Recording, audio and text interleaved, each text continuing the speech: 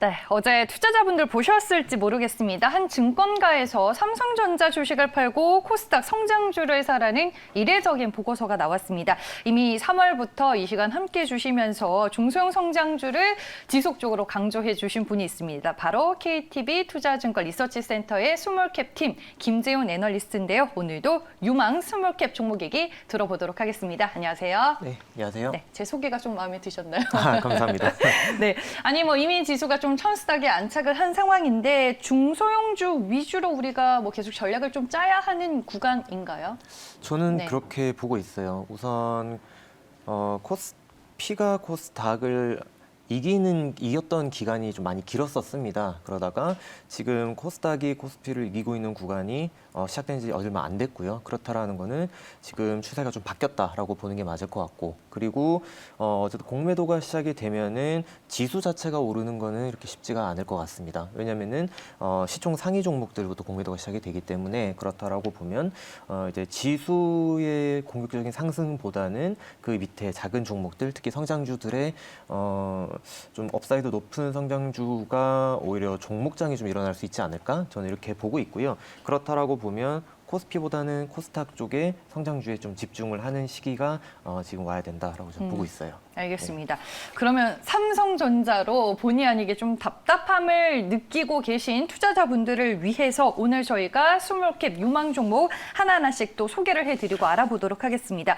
어제 제가 이제 보니까 리포트가 나왔던데 종목이 아이센스더라고요. 이 종목에 네. 대한 투자 포인트 좀 자세히 들어볼게요. 네, 아이센스는 일단 기본 사업은 혈당 측정기를 만드는 회사이고요. 네. 일단 뭐 회사 말씀드리기 전에 굉장히 저희 같은 스몰캡 애널리스트 좋아하는 종목이에요. 왜냐하면은 실적이 잘 나오는 와중에 큰 모멘텀이 하나가 같이 붙어 있는, 그래서 하방이 막혀 있고 모멘텀이 있는 종목으로 아이센스 보시면 될 것 같고요. 네. 앞서 말씀드린 것처럼 혈당 측정기를 만드는 회사인데 이 회사의 이제 매출은 뭐 자가 혈당 측정기랑 그리고 이제 병원에 들어가는 좀 진단기, 이렇게 두 가지가 있다라고 보시면 됩니다. 그래서 자가 혈당 측정기가 매출 대부분을 좀 차지하고 있는 상황이고요. 이 회사가 실적을 보시면은 그 매년 꺾인 적이 거의 10몇 년간 꺾인 적이 없는 회사예요. 실적 자체가 연간 영업이익 300억 정도씩 버는 회사고, 지금 시총으로 해보면 거의 PR이 한 14배 정도밖에 되지 않습니다. 그러니까 뭐 진단 업체들 거의 한 20배 정도는 다들 받는 걸 생각해보면 네. 밸류에이션이 굉장히 싸다라고 볼 수 있는데, 그러면은 싼 이유가 있었을 거란 말이에요. 이 이야기를 말씀드릴 때는 아까 말씀드린 모멘텀을 하나 말씀드려야 될 것 같은데, 이 회사가 지금 개발 중인 게 연속 혈당 측정기라는 제품이 있습니다. 그러니까 기존의 혈당 측정기 같은 경우에는 뭐 당뇨병 환자인 분들, 환우분들은 이렇게 피를 체열 해서 이 회사 같은 경우는 조그만한 키트에다가 집어넣게 되면은 맞아요. 저도 네, 봤어요. 맞습니다. 혈당이 나오게 됩니다. 근데 연속 혈당 측정기 같은 경우에는 피를 뽑을 필요가 없어요. 그러니까 미세 니들로 되어 있는 패치를 몸에 붙이게 되면은 그 패치로부터 뭐 스마트폰이라든지 장비로 연결이 돼서 혈당을 연속적으로 측정을 할 수 있게 되고요. 체열 없이 혈당을 측정을 할 수 있기 때문에 좀 당뇨병이 심한 일형 당뇨 환자나 아니면은 뭐 아기들 소아 당뇨 환자 같은 경우에 매일 뭐 10번씩 체열하기가 힘들기 때문에 이런 분들이 연속 혈당 측정기를 사용을 하는데, 지금 연속 혈당 측정기는 글로벌리 3개 업체밖에 과점 상태이고요. 그래서 글로벌 업체 과점인 시장에 이 아이센스가 연속 혈당 측정기를 개발을 해서 좀 싼 가격으로 들어가게 되면은 이 시장 자체가 거의 7조 원 정도 규모의 시장이고 매년 20% 정도씩 성장하는 시장입니다. 그러다 네. 보니 이 회사가 연속 혈당 측정기만 출시가 되면은 주가가 크게 오를 것이다라고는 시장에서 다들 인지를 하고 있어요. 근데 문제는 이 회사가 다시 앞으로 돌아가서 PR이 왜 싸냐라고 보면은 이 회사가 혈당 측정기가 사실 올해 상반기에 출시를 목표로 5년간 개발을 한 겁니다. 그러다 보니까 주가가 많이 갔다가 늦춰졌네 하고 다시 빠진 거예요. 그래서 PR이 싼 이유가 있는데, 이 회사가 어쨌거나 지금 개발 중인 거는 미뤄졌다 뿐이지 지금 임상이 4월에서 한 6월 정도까지 연구자 임상이 진행이 될 거고요. 그리고 올해 하반기에 이제 유럽 임상이 진행이 됩니다. 그렇게 되면은 내년 초에 이제 출시가 되고, 그러면 글로벌 업체로 바로 OEM, ODM 들어가는 거예요.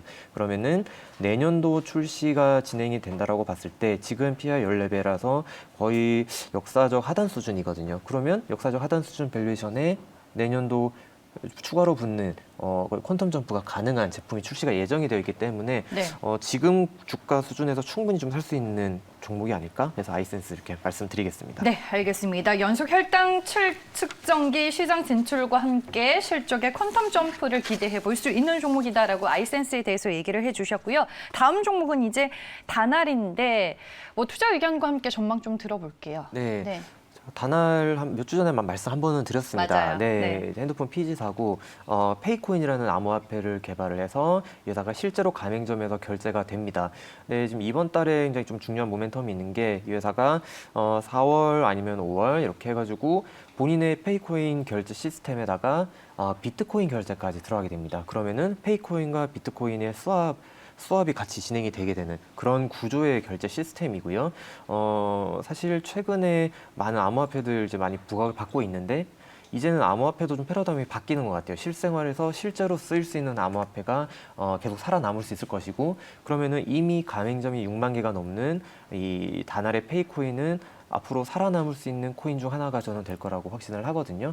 그렇게 보면은 지금 페이코인과 비트코인이 같이 결합이 되게 되면은 이 회사 주가도 그에 따라서 올라가게 될 것이고 왜냐하면은 페이코인에서 발생한 수수료는 다날이 거의 100%를 가져갑니다. 그래서 기존에 이 회사가 진행하는 휴대폰 피지 아니면 다른 피지사들이 하는 신용카드 이런 결제는 사실 수수료를 많이 나눠 먹기 때문에 수익성이 그렇게 높지 않은데 이 암호화폐 결제 사업 같은 경우에는 수수료를 거의 100% 다 가져가는 구조이기 때문에 이런 결제 시스템이 확대가 되면 확대가 될수록 다날의 실적으로도 연관이 될 수 있는 그런 암호화폐가 이제는 꿈이 아니라 실제로 실생활에서 쓰이고 수익을 벌어다주는 구조로 갈 때 다날 그 부분에 있어서 좀 선두주자이기 때문에 네. 그래서 다날도 지금 수준에서 충분히 좀 살 수 있지 않을까 이렇게 말씀드릴게요. 알겠습니다. 페이코인과 비트코인의 통합 결제에 대해서 이제 업데이트를 해주셨고 실적에 기여하는 부분도 있을 거다라고 코멘트를 해주셨습니다.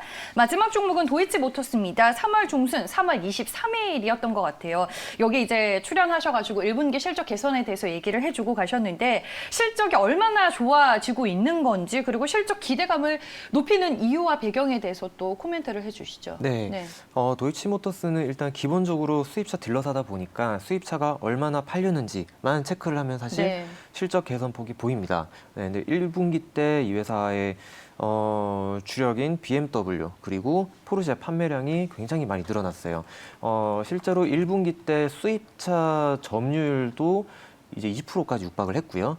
굉장히 좀 젊은 층이든 다들 수입차 많이 사시는 것 같아요. 그래서 이 회사가 BMW 판매량도 늘었지만 사실 이 회사의 포인트로 볼 포르쉐 판매량이 거의 1분기가 YOY로 한 80% 정도 늘었습니다. 네, 판매량이 80% 늘었다는 거는 그만큼 실적에 큰 폭으로 좀 기대할 만한 부분이 있는 건데 포르쉐 판매량이 는 거는 사실 이 회사의 BMW 판매량이 는 것보다 중요한 게 포르쉐는 할인이 없어요. 그러면 그 말은 즉슨 수익성이 굉장히 좋다는 말입니다. 그래서 할인이 있는 BMW의 판매량보다 할인이 없는 포르쉐 판매량이 늘었다라는 부분은 이 회사 1분기 실적이 좀 서프라이즈 나올 가능성이 높다라고 봐도 무방할 것 같고요. 네. 그런 측면에서 도이치모터스 1분기 실적 개선주로 한번 주목해봐도 되겠다라는 의견입니다. 네, 알겠습니다.